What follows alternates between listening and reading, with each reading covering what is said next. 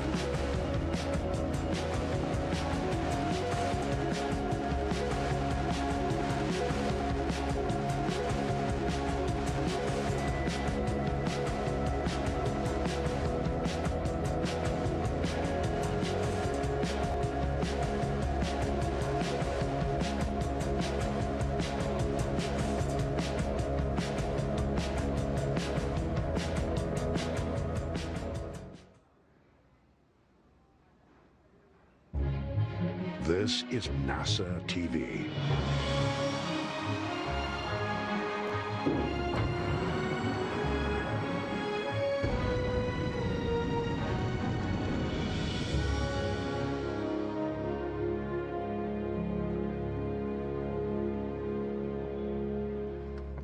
Good morning. I'm NASA's Gary Jordan. Thank you for joining us remotely for the first in our series of briefings to preview the upcoming Crew 1 mission, the first crew rotation mission on a U.S. commercial spacecraft to the International Space Station for NASA and for SpaceX.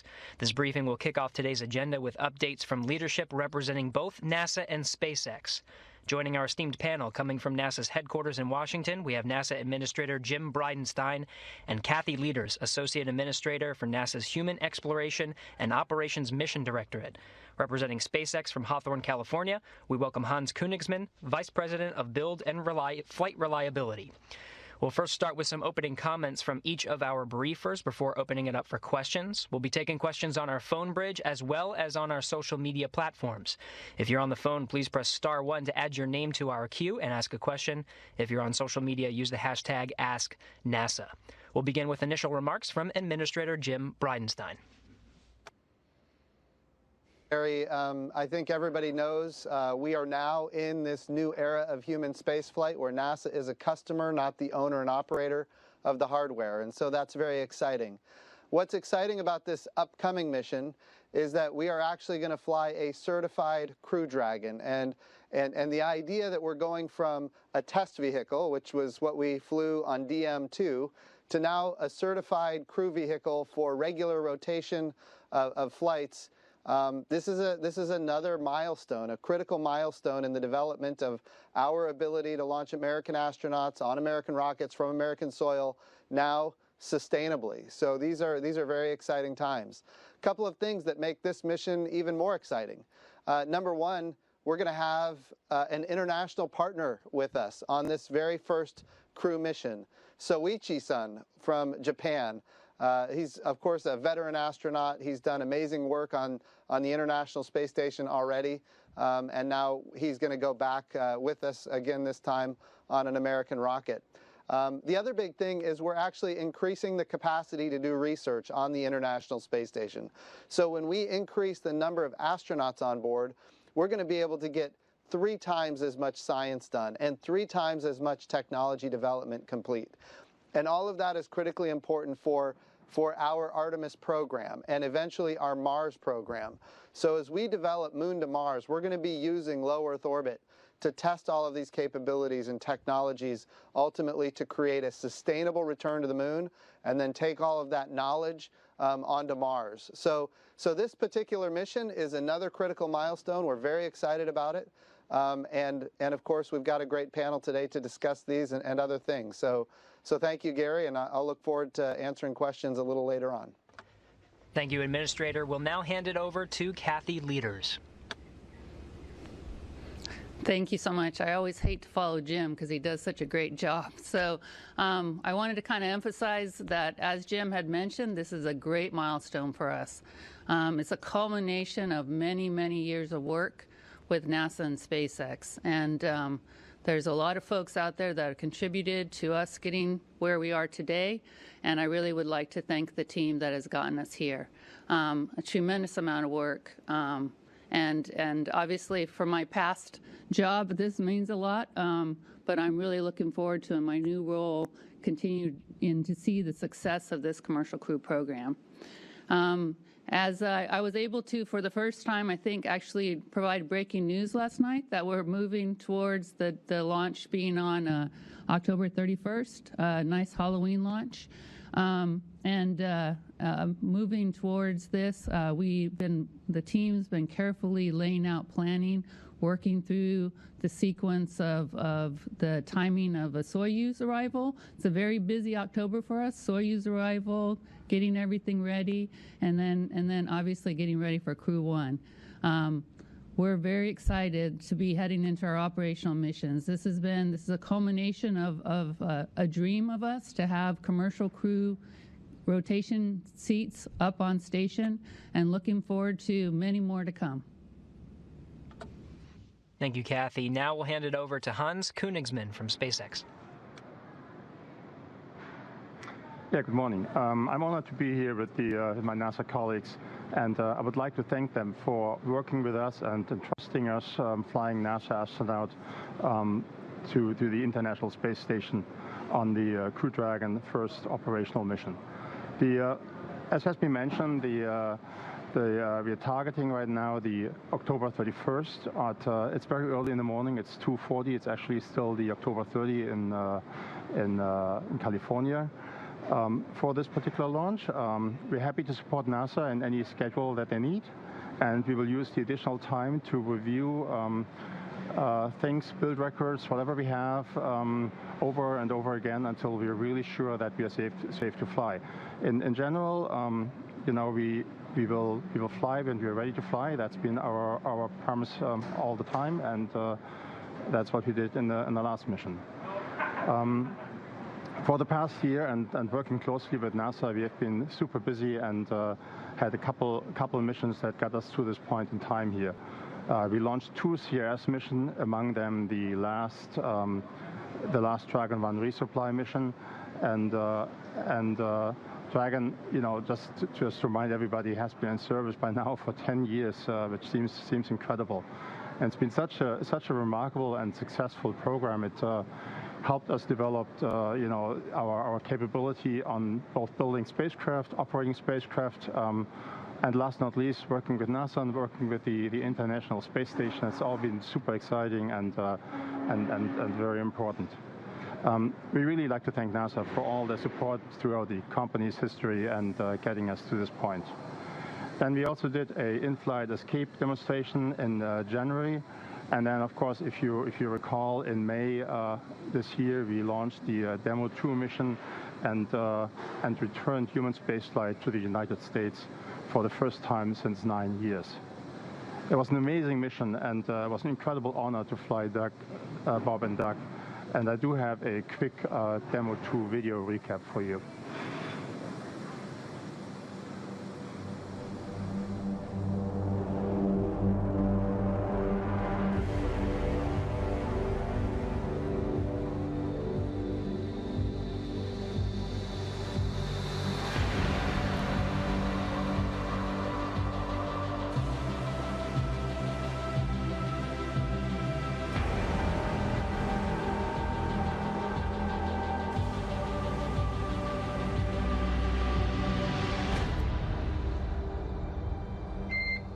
Good morning, welcome aboard. Dragon, SpaceX, ComCheck, ground stations. SpaceX Dragon, we're go for launch. Let's light this candle. 3, 2, 1. Ignition. Liftoff of the Falcon 9 and Crew Dragon. Go NASA, go SpaceX, Godspeed, Bob and Doug.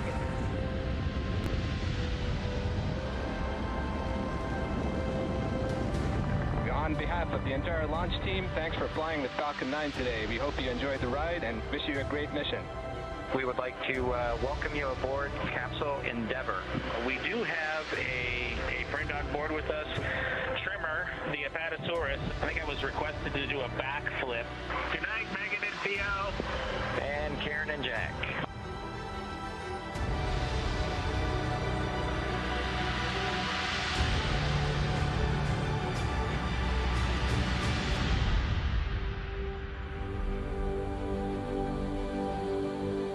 MD, Houston flight. Houston is go for undocking and departure. Dragon is committed to undock. SpaceX Dragon on Dragon to ground. We are ready for the systems brief. Copy. As stated, Dragon's in a healthy state. We are proceeding toward the primary landing site, and your timeline is current.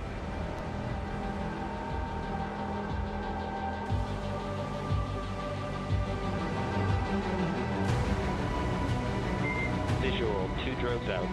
300 meters. We have brakes for splashdown. Copy, brakes for splashdown.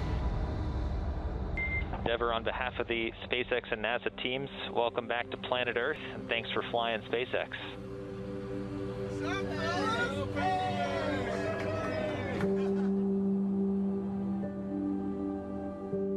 It's a humbling experience to be a part of what was accomplished. It's great to see how excited everybody was. We hope it brings a little bit of brightness to a pretty tough 2020.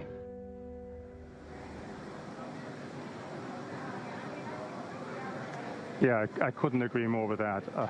It's always amazing to see the videos of successful flights and missions and launches, and it gives me a little bit of goosebumps.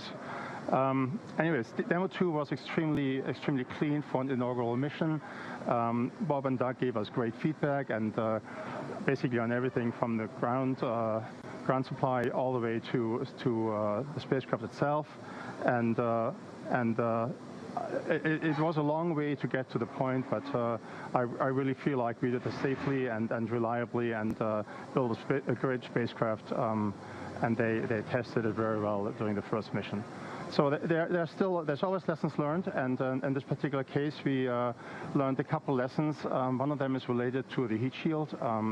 We found on a tile a little bit more erosion than we wanted to see, and it had to do with obstructions within the heat shield itself, where the spacecraft is mounted to the trunk, basically, and in that particular area, we redesigned the heat shield tile, and at this point in time, everything has been tested and is ready to go for the next mission. The other lesson learned was related to how we measure the altitude during the parachute deploy. Last time we deployed inside the allowable box, absolutely no problem, but just a little bit lower than we expected. And so we improved the barometric altitude measurement, and we improve the cross-check with all the other navigation sensors for the next mission. And then, last not least, we closely coordinate between NASA and SpaceX with the U.S. Coast Guard to establish a 10-mile keep-out zone for any boaters to make sure that the recovery is safe and that our crew is safe, the astronauts are safe, and the public itself is safe. And so we're going to have more boats on the next go-around and make sure that the area is really clear of any other boats. We already implemented that. We are at this point in time reviewing documentation, making sure everything is good to go. We do have a static fire ahead of us and several simulations also to keep the crew and ourselves, sharp and good to go. And so I'm definitely looking forward to moving into the operational phase with Dragon and having more and more operational flights over the next coming years. Talking about the next coming years, I also want to talk about quickly about the cargo Dragon 2. We had a picture a while back. I'm not sure if we can show this again. Well, it's there it is, exactly. That's the new cargo Dragon, right? This is CRS-21, or in NASA language, SpaceX 21, I guess. And it's very similar to the old Dragon in the way that we load the cargo inside, basically, and there's a trunk that has external cargos. Very similar. The difference is that we use the arm on the tower now to just walk in and load it there. It's going to be a little bit easier for the crew to do this. But yeah, it's essentially proven technology on our side with an updated and new vehicle that's very, very similar to the crew version. Once this Dragon attaches to the station, it docks actually like the Crew Dragon does. It will be the first time that we have two Dragons on the International Space Station. That's pretty amazing. And if you think about it, going forward, we actually anticipate right now that during 2021 we will always have at least one Dragon attached to the space station, either bringing astronauts to the space station or bringing the resupply cargo, depending on which vehicle it is. Again, we're honored to work with NASA, its international partners, and and support the important research and experiments on board of the space station. It's been a great pleasure. We're humbled to be the nation's premier provider to the International Space Station. Back to you. Thanks to all of our briefers for those initial remarks. We'll now open it up for questions. Again, if you're on our phone bridge, please press *1 to submit a question. Once your name is called, please state to whom you'd like to direct your question. We'll have a lot of questions, so if you find that yours has already been answered, press *2 to withdraw it. On social media, please use the hashtag #AskNASA. Let's start on our phone bridge with Joey Roulette from Reuters. For doing this. Question is for Hans Koenigsmann and Jim Bridenstine or Kathy Litters. I was just wondering generally what work is needed before we can officially certify Crew Dragon, and if there's any specific details about that you could provide that you learned from the DM2 mission, that would be great. Thanks.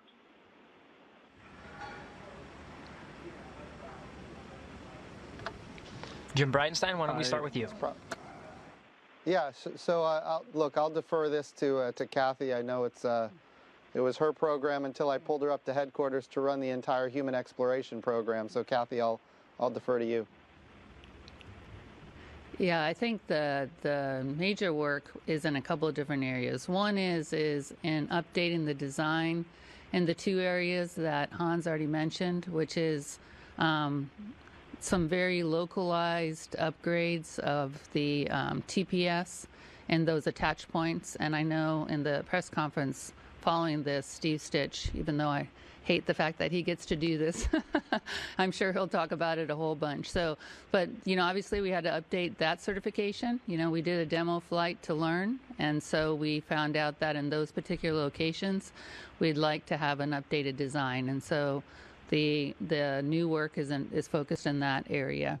And then we did make a design change to changed a screen design, and then also changed, like Hans said, how we were measuring the barometric pressure to determine what's the right altitude to be able to deploy the drogue chutes. And so really the big chunk of the certification is in those upgrades, and then any deltas. Demo 2 provided a capability to be able to dock on the forward element, on the forward docking area, and Crew 1, because it's a full increment crew, is giving us a new capability to also be able to dock on the zenith port. And so those were capabilities that were needed for our increment missions, but weren't needed to safely fly crew for our Demo 2 mission. So the team's kind of doing their Delta certification efforts. The big chunk of the work had been done prior to Demo 2. Thank you for that answer. We'll now pass it over to Salen Babauer from Gannett Industries. Thank you. My question is for NASA Administrator Jim Bridenstine. Sir, how historic is this first operational mission of Crew 1 in the history of human spaceflight? Thank you. Oh, you bet. Well, look, here's the thing. In November, we're celebrating 20 years of having people living and working on the International Space Station. And it just so happens that when we launch on October 31st, early in the morning on Halloween, it will be 20 years since the launch of Expeditionary Mission 1, EM1. So this is a very exciting time for the agency in general, but it just demonstrates the value of the International Space Station. Without this tool that we have, not just a tool of diplomacy, but also science and technology development, we've been able to go from flying space shuttles and now flying commercial vehicles, demonstrating that we can drive down costs and increase access. So I think probably from a historical perspective, the most important thing is we have fundamentally changed the business model for how NASA does business. We want to be a customer, especially when it comes to low Earth orbit. We want to be one customer of many, and we want to have numerous providers that are competing on cost and innovation. We have proven that out with commercial crew, and now we're getting into these regularly scheduled missions for Dragon. And of course, Starliner is coming up soon. In fact, the crew that's about to launch on October 31st, they're going to be there when the very first Starliner attaches to the International Space Station. So we're going to have two independent companies that are, have very unique solution sets to achieve spaceflight and docking at the International Space Station. And I think that's really there's a lot of historic firsts that are about to take place, especially with this crew. So it's an exciting time. Next, we have Lauren Grush from The Verge. Hi, thank you so much for taking my question. I recall with DM2 there are constraints on the Crew Dragon's lifetime in orbit because of its solar panels. I'm wondering if those similar constraints are on this mission or if the Crew Dragon's lifetime in orbit has been extended. Thank you. So the solar panels are different for a longer duration. I'll leave it to Kathy. Oh, sorry about that. Stepping on you there. It's a fully certified vehicle, so 210 days.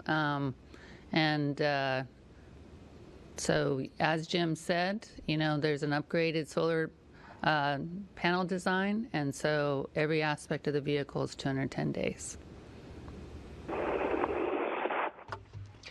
Thank you. Friendly reminder for our callers to please state to whom you'd like to direct your question. Next, we have Michael Sheets from CNBC. Hi, all. I just wanted to ask a quick question that could be answered by either Kathy or Hans. I know that Crew Dragon is designed to hold up to 7 passengers. I'm wondering at this point when you might expect to see that full capability utilized. I know this is a big step from 2 to 4, but I'm wondering whether or not you have any missions planned in the near future that would expand that all the way up to the full 7 passengers? Thanks. So from a NASA perspective, I'll answer first and then let Hans talk about the capacity for 7. Our capability is for 4, but we also have this unique, we have unique requirements for us to also fly powered cargo payloads that take up extra room and then additional cargo, right, where other missions in low Earth orbit may or may not have those types of requirements also. So the NASA capability is for the full complement of 4 crew members, like Jim talked about, but that's what trades off our crew and cargo requirements for these missions. Yeah. We always have the option, but as for NASA missions, we use the space right now for cargo and an extra capability, and we will continue to fly 4 astronauts to the International Space Station. And also on the first mission, we will learn on how well the ECLSS, the life support system, continues to work with 4 people, and then going forward, we will look at other options. Next, we have Andrea Leinfelder from the Houston Chronicle. Hi, thanks for taking my call this morning. So I recall of Demo 2, this question's for Kathy. I recall of Demo 2 that we launched in the afternoon, partly because of the astronaut sleep schedule. We need everyone to be able to get a good night's rest and to sleep at the right time. So I was curious as to why we decided to launch this one at 2:40 in the morning. Thank you. Well, I wish for my boss's sake I could launch this mission in the afternoon, I think, because really what drives when we launch is the phasing. So when the rocket and the International Space Station kind of line up together in the best way for us to get there. So really physics kind of drives the time frame for when we launch during on particular days. So it worked out really nicely for us on our launch in May that we were able to provide a nice launch window in the afternoon. I was hoping I'd be able to do the same thing for this mission, but we're going to have a great launch, excuse me, early in the morning instead. So night launches are very beautiful. Next, we have Paul Brinkman from UPI.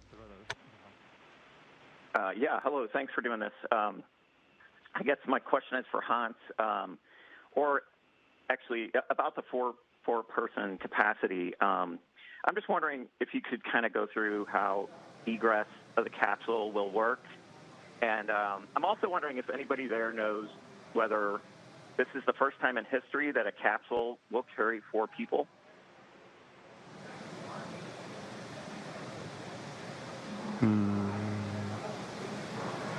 Yeah, I'm thinking really fast here, trying to remember if there's any other capsule with 4 people. I mean, going into the capsule and getting out of doesn't change with 4 people. It just takes probably twice as long as with 2, one after the other.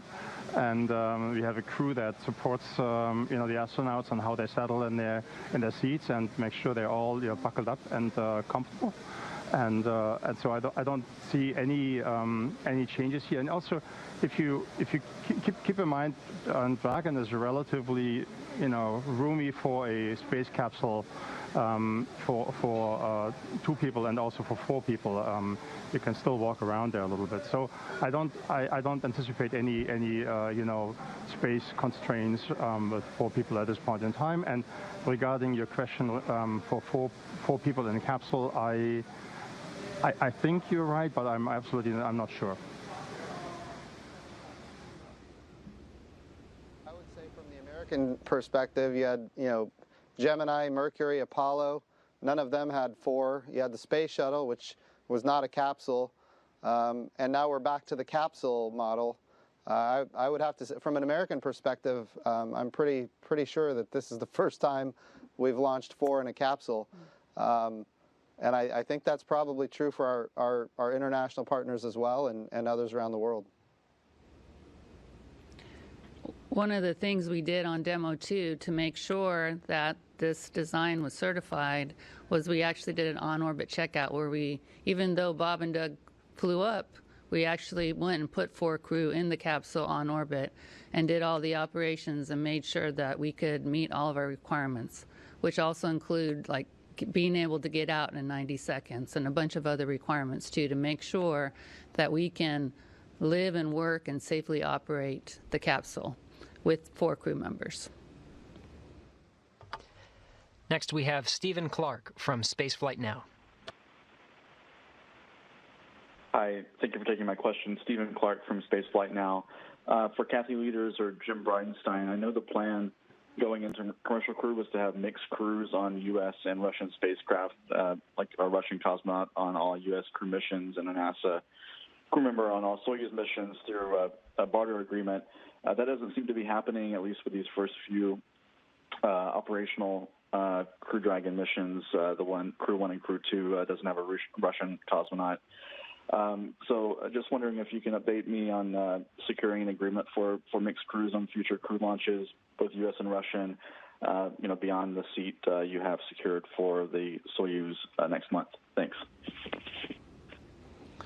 So we still believe it's critically important that when we have an international space station where half of it is American and the other half is Russian, that we have crews where we have Russian cosmonauts launch with American astronauts on the American vehicle, and American astronauts launch with Russian cosmonauts on the Russian Soyuz.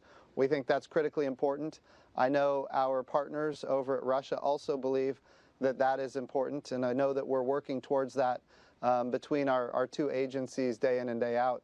But I think there's broad agreement that if both countries want to maintain a permanent presence on the International Space Station, that is the end state we need to achieve. So we're working towards it, and I think we will get there. Kathy, if you have any more details, feel free. Yeah, you're exactly right. We're in the process of coordinating, implementing agreement to work towards that. It's right now it's about which mission do we implement that, and but as far as I'm concerned, the sooner the better, right? But Jim's exactly right. It's very important to us. We feel like it's critical for our maintenance on orbit, and we're both working towards that. Next, we have Chris Davenport from The Washington Post. Hey, guys. Thanks for doing this. I guess my question is for Hans. Just a technical question to follow up on the heat shield. I wonder if you could say how much erosion there was. I mean, it sounds like you still had plenty of margin. Was it across the entire heat shield or just in a localized area? And when you said, I think you said you updated the screen design, I wonder if you might explain what that means. Thanks. Certainly. So first of all, this was a small area in the heat shield, and in particular the area around what we call the tension ties, which hold the trunk and the Dragon spacecraft together. In this particular area, we saw some flow phenomenon that I guess we didn't really expect, and we saw erosion to be deeper than we anticipated. However, I mean, this heat shield is massive, and over the entire acreage there was very little erosion. In this particular area, it was a little bit deeper, but nothing to be concerned. At all times, the astronauts were safe, and the vehicle was working perfectly. So this is something that we just in the inspection found and looked at it and decided, oh, okay, we should probably and reinforce the heat shield in this particular area. And it's actually 4 areas just around the tension ties, a very small area compared to the overall acreage of the heat shield. And then I think Kathy's comment regarding screen refers to a sort of a filter that filters the air going into the barometric pressure sensor. That particular filter has been opened up a little bit so that it's less constrained, and that has the effect that we measure the barometric pressure more accurately when we come down and deploy the parachute right on time. That is something that was also not a particular problem the last time, but going forward it is a safety improvement, and we'll make sure that we will launch astronauts and land them, of course, safely in the upcoming years. We'll now take a few questions from social media using the hashtag AskNASA. This first one comes from Israel on Twitter, who directed his question to Kathy. What value can the taxpayer expect out of NASA's partnership with SpaceX? Well, I think, like Jim said, our goal is to one day be able to buy services in low Earth orbit, right? So this is one step on our process for us to get there. We're taking this in careful steps, but for us to be able to continue to do what we feel is our charter, which is to go and do deep space exploration, us moving towards a commercial platform in low Earth orbit and being able to use commercial services is a goal of ours. And so us taking this first step with a commercial service for our crew and cargo capabilities now is an important step in that process. This next Ask NASA question comes from Jim on Twitter. This one's for the administrator. With Crew 1 and a Russian launch to the International Space Station, the station will have a larger population than it has in quite a while. Any impacts from that are anticipated? Yeah, some significant impacts. Once we have a bigger complement of astronauts on the International Space Station, we can do a lot more science, and that's gonna give us a return even faster. Make no mistake, we've had huge returns from the International Space Station already, but now we can get even more, even faster. The previous question was about what are the returns we're going to see for the American taxpayer from the Commercial Crew Program or the SpaceX Crew Dragon. Bottom line is, we are making every effort to industrialize space as fast as possible. So we look at advanced materials and we look at industrialized biomedicine, the compounding of pharmaceuticals or the creating of immunizations. The value here is microgravity. We can't create microgravity here on Earth. You can do drop towers. You can send airplanes on parabolic trajectories in order to get microgravity. But ultimately, it's a very short duration. When we get to orbit, we can have microgravity for months, even up to a year. Well, we can have it for 20 years, as is evidenced with the International Space Station. But any individual astronaut up to a year. And so what this means is we get to maximize the utility of microgravity for research. And ultimately, we're focusing our research for a day when that research becomes applied. So when we think about the ability to create human tissue for people that maybe need new tissue, whether it's skin or something else, using your own adult stem cells, we can create your own tissue in the microgravity of space. When you do it in the gravity well of Earth, it just goes flat. So there's a lot of benefits. I like to talk about advanced materials, creating an artificial retina for the human eyeball so people who have macular degeneration don't have to lose their eyesight. And there's so many more things that we get from these kind of activities. And of course, when we think about Kibo and our partners on the International Space Station from Japan and some of the capabilities that they've put that give us the ability to put instruments on the outside of the space station, both for astrophysics and the study of the Earth, to increase crop yields while reducing water usage, to transform how we do agriculture. There are so many benefits to commercialization. The International Space Station is really the place to prove all of these things out. And then it's up to the private sector to make determinations that it's worth capitalizing and then using these commercial capabilities that we've built. But make no mistake, NASA has a long history of commercial capabilities. We think about people watching this right now on the internet, for example, internet broadband from space, Dish Network, DirecTV, GPS, how do we navigate, how do we produce food and energy and do disaster relief, predict weather, understand climate. The returns here are really astonishing. The International Space Station is an amazing capability for the country, and of course having more crew on the International Space Station makes all of these advancements happen faster. And that gets us to a day of commercialization faster than we could have done otherwise. So, so this is really, it's a great time to be at NASA, and it's a great time to see all of the amazing developments happen. We'll now return to our phone bridge over to Jeff Faust from Space News. Yeah, good morning. I wanted to return to the issue of certification, and when, this is for Kathy, when you expect to have everything wrapped up and have that certification review, and how soon can that certification review take place before the launch? Thanks. So we've actually had our program level certification review already, and we had our status at the agency level. So right now we're just in the process of finalizing the last few pieces of documentation that we need to close out our human rating certification plan, which I view that will be done probably in the next week to 10 days. And then our final cert we will be doing at our as part of our flight readiness review for Crew 1. So we're kind of doing it in two phases, finishing up our human rating certification plan, which I think should be in the next week to 10 days, and then finalizing, kind of dotting the I's, crossing the T's at our flight readiness review.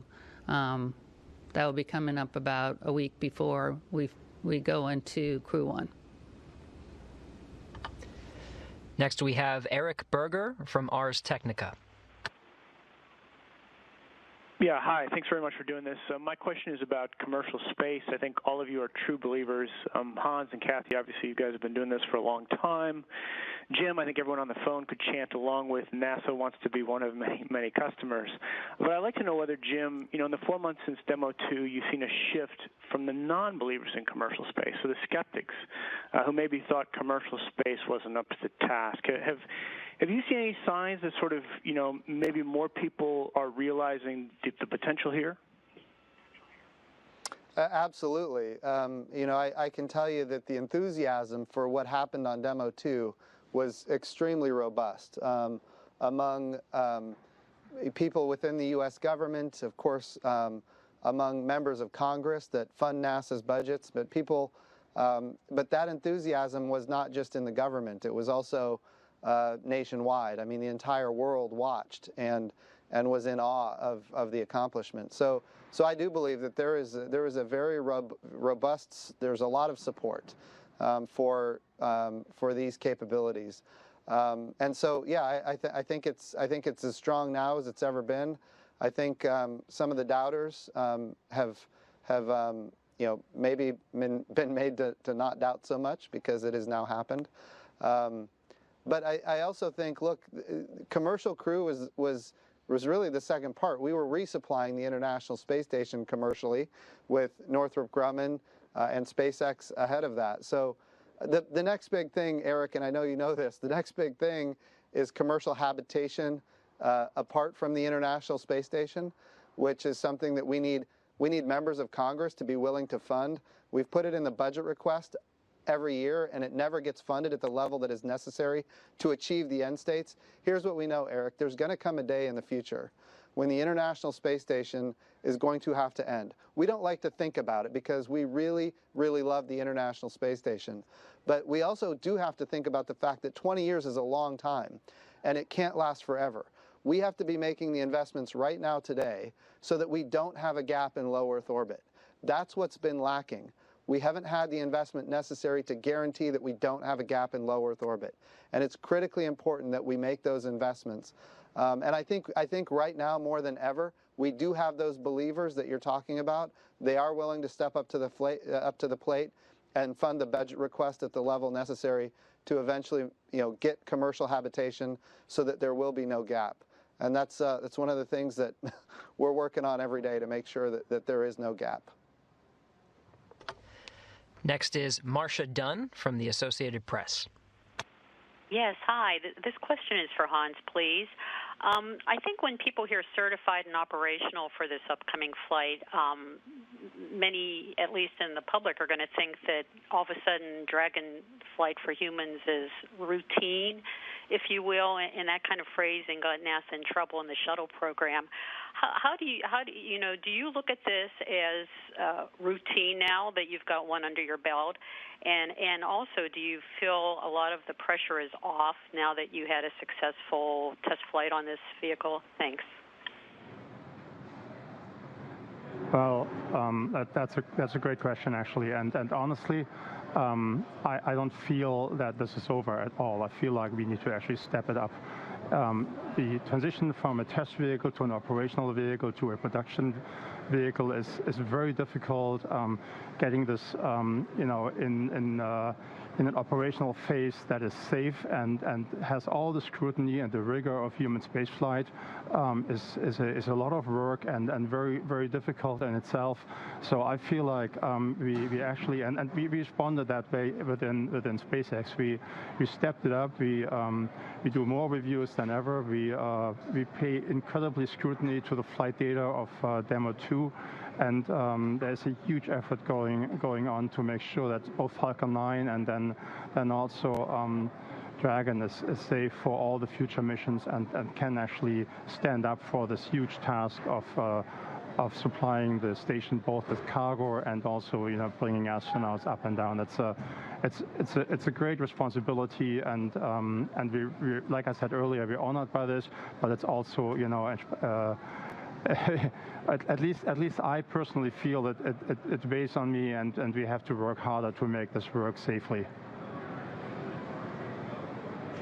Yeah, Hans and I talk about this a lot, and it's about staying vigilant, stay vigilant. And as a team, we need to stay vigilant. We need to keep going. We need to operate in a safe manner. It's very important for us to not kind of take our foot off the gas, right? We got to keep operating in a safe and in a safe manner. Next, we have Douglas Messier from Parabolic Arc. Yeah, I had a question for Hans. And did this problem come up on the first demo mission with the heat shield? And exactly what did happen? Did you have problems on all 4 connections where the capsule is connected with the trunk? Yeah, the best way I can explain it without slides and lots of data is that these tension ties that connect the trunk and the spacecraft, they cause some disturbance in the airflow around them, and then there's a little bit, it digs a deeper hole into the heat shield right after that because there's probably a vortex or something like that. I don't know the exact technical details on this one, but the effect is basically that one particular tile has basically more erosion than the others. It tunnels basically into the tile. And like I said earlier, this was always a safe situation. It never got to structure. The overall heat shield was working great. So it's something that is relatively easy to fix by putting a more resistant or erosion-resistant material in that particular place, because you want to be careful. You don't want to make too many changes at this point in time either. And then basically test it. We did that last week, and it came out great. And so I'm confident that we fixed this particular problem very well. Next, we'll go over to Irene Klotz from Aviation Week. Hi. Actually had a similar question from Doug, so I think I'll just continue his for a minute, is for Hans. What estimate percent did the TPS ablate relative to your predictions, and why didn't this show up on Demo 1? And then also for Kathy, are you expecting to process any waivers for the Dragon Crew 1 flight? Yeah, so I'm not sure I can say it's an estimate because it's really just locally and in one particular spot. It's a good reminder regarding Demo 1. We didn't see this on Demo 1, at least not to this extent that we noticed something. It's a good question. Demo 1 was slightly lighter, had a slightly different trajectory. Maybe that caused this. At the end of the day, it's great that we found it on this flight, and can basically take corrective action going forward.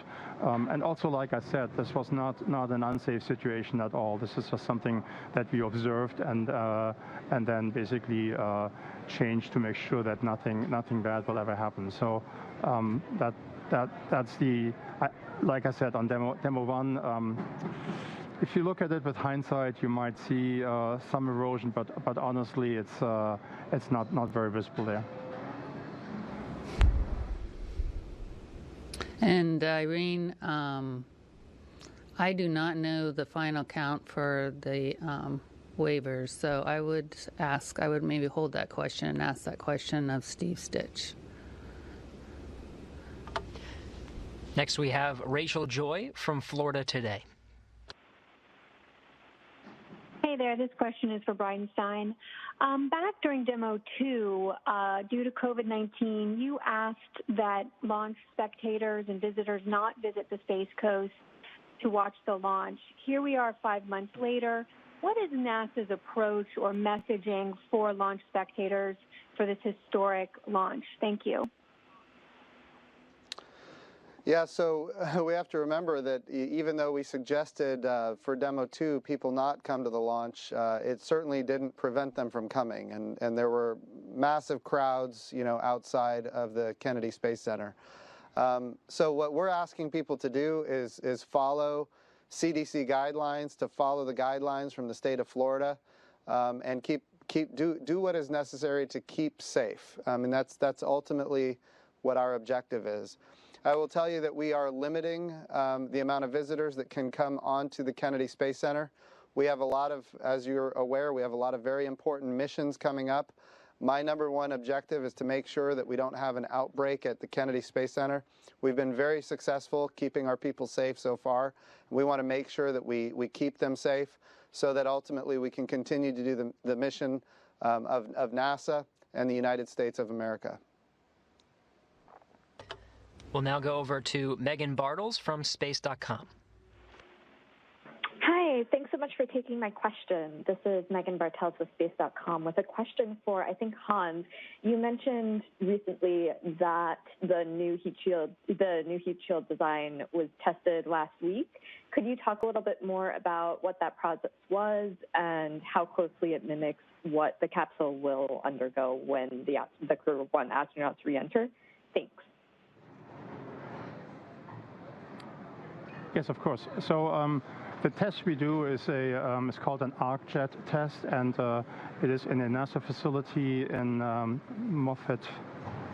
I don't remember the center right now. It's up here in California. I'm really embarrassed by not knowing the name right now. But I actually wasn't there. I did look at the wind tunnel, that ArcJet tunnel, a while back, and it's pretty impressive because it can very well recreate the situation. But then the size of the area you can test is obviously not very large. It's a relatively small area. So I think we, in terms of as realistic testing as we can, we did what we could, and then we also do a lot of analysis and make sure that we got any flow phenomenon worked out from the analysis side based on the flight data we saw with Demo 2 and then last but not least, I also mentioned that CRS-21, the new cargo Dragon, will go up a month after Crew 1, and this particular Dragon will come back earlier, so that gives us another chance to validate the design and to make sure that everything is safe and good going forward. And it's Ames. It was done at the Ames Research Center, and obviously NASA and SpaceX folks have been looking at it. We have a lot of thermal protection system experts too, and everybody understands kind of how to correlate the data from those samples and be able to understand it, and I think we're very satisfied with the design. We have time for one or two more questions. We'll next go to Morgan McFall Johnson from Business Insider. thanks so much for taking my question. This one is for Kathy or Jim, maybe. You've got a whole bunch of data back from Demo 2 now. I'm just wondering if you found any pleasant surprises in looking over that. And relatedly, do you have a new average estimated LOC and LOM numbers for Crew 1? And if so, what drove that change? Thanks so much. Kathy, I'll let you answer this. Okay.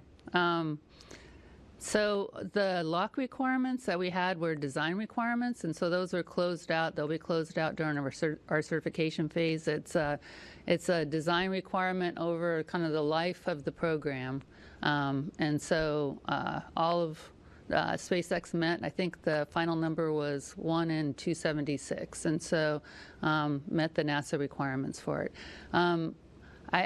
Demo 2 went so well for us. You know, we're spending a lot of time talking about those two pieces, but honestly, the spacecraft launch went beautifully, rendezvous, docking went beautifully. Like I talked about, we were able to do the 4 crew test, the habitability test while the vehicle was on orbit. You know, the return, you know, went beautifully first time coming back. And Bob and Doug were able to give us great insight on how the vehicle operated through all the phases of flight. So I don't think it will be a great mission if Crew 1 goes exactly the same way. So I'm counting on it, Hans. I'm counting on a beautiful mission the exact same way. So we're looking forward to this. This is going to be a great day. Thanks to all who submitted questions today, and thanks to today's briefers for taking the time to discuss this historic event. This is the first in our series of briefings today. Next up is a briefing to discuss the Crew 1 mission overview. That's at 12:30 p.m. Eastern, and we'll host the astronauts of Crew 1 for a news conference at 2 p.m. For details on these briefings and for the latest on this mission, please visit nasa.gov/commercial crew. Thanks again for joining us. That will wrap up today's briefing.